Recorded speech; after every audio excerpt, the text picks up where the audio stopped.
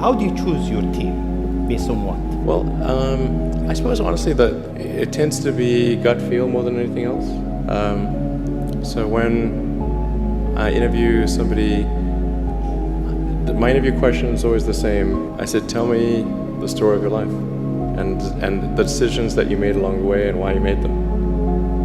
And also tell me about some of the most difficult problems you worked on and how you solved them. That question I think is very important. People that really solve the problem, they know exactly how they solved it. They know the little details.